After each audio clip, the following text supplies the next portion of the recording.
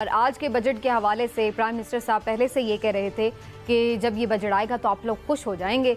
और इसके साथ साथ अगर हम बात करें तो जो अपोजिशन लीडर हैं और जो अपोजिशन की दीगर जमातें हैं उनकी जानिब से जो रद्द-ए-अमल आ रहा है वो इसे यकीनन हमेशा की तरह एक अवाम दुश्मन बजट कह रहे हैं।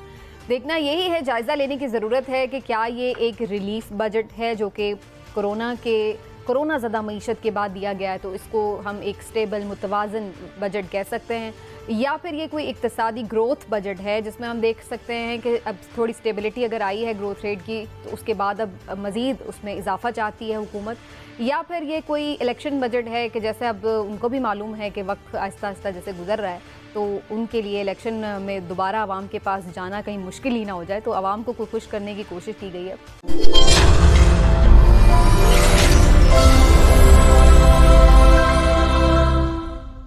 तो बहरहाल हर तरह से इसका जायज़ा लेंगे, हर सेक्टर के हवाले से बात करेंगे कि जी सब सेक्टर इस पे मुतमईन हैं या नहीं हैं और क्या बेहतरी मज़ीद हो सकती थी। तो आज के प्रोग्राम का आगाज़ इसी हवाले से करते हैं। बजट में क्या क्या एलोकेशन हुई है ये मैं रिपीट नहीं करूँगी, आप सब लोग ऑलरेडी न्यूज़ में भी देख चुके हैं कि कहाँ कितना कितना बजट जो है वो एलोकेट हुआ है। लेकिन इमरान साहब आपसे आगाज़ करते हुए प्राइम मिनिस्टर साहब ने कहा था आप खुश हो जाएंगे, आप खुश हो गए? बिस्मिल्लाहिर्रहमानिर्रहीम। मैं आपसे अर्ज़ करूं सबीना, ये पीटीआई का वज़ीर आज़म इमरान खान साहब का इलेक्शन बजट है। अच्छा, हाँ जी, ये अपने तय उन्होंने पूरा एक इस तरह का बजट दिया है जिससे वो लोगों को खुश कर सकें और इलेक्शन के लिए एक फ़िज़ा बना सकें, अपनी मकबूलियत में इजाफा कर सकें। देखें, दो तरह की चीज़ें होती हैं। कोई भी बजट आज तक मैंने तो नहीं देखा किसी भी हुकूमत ने कोई बजट ऐसा पेश किया और जिसमें सारी चीज़ें ही बहुत अच्छी हों या सारी चीज़ें ही बहुत बुरी हों। असल मामला ये होता है कि हुकूमत ने कड़वी मीठी दोनों तरह की गोलियां देनी होती हैं, लेकिन उन्होंने इस तरह से देना होता है कि वो गोली किस तरह से अवाम हजम कर जाए। अब देखें, बजट पहले होता था, जो अहदाफ होते थे वो पूरे किए जाते थे, जो कीमतों में कमी इजाफा होता था वो पूरे साल तक के लिए होता था। अब बहुत सारे सालों से हो क्या रहा है, हो ये रहा है कि अब बजट साल के लिए नहीं होता। अब तेल की कीमतें हर महीने कम ज्यादा हो रही होती हैं, बिजली की कीमत हर महीने बढ़ रही होती है।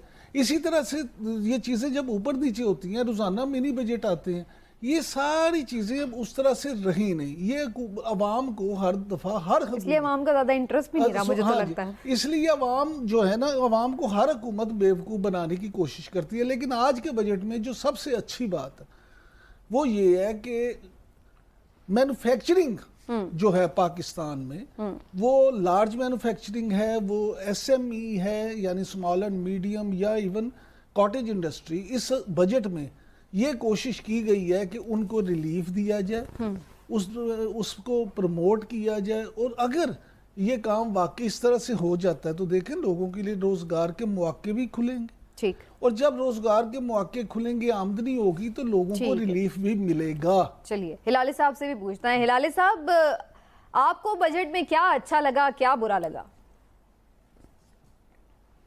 देखिए, ये कमाल का बजट था है। ये इसलिए कमाल का है, अमूमन पूछा जाता है, जैसे कैनेडी ने एक दफे कहा था कि यह ना पूछिए कि आपका मुल्क आपके लिए क्या कर सकता है, ये पूछिए कि आप अपने मुल्क के लिए क्या कर सकते हैं। मगर ये बजट जो जबरदस्त है, वो कहता है मुल्क पूछ रहा है भाई आपके लिए हम क्या कर सकते हैं। जबरदस्त। मैं तो कहता हूं एक डेदी से लेके मेरे कैमरामैन खुश है इस बजट से। तो ये किस किस्म का जादूगर बजट है, कमाल का बजट है।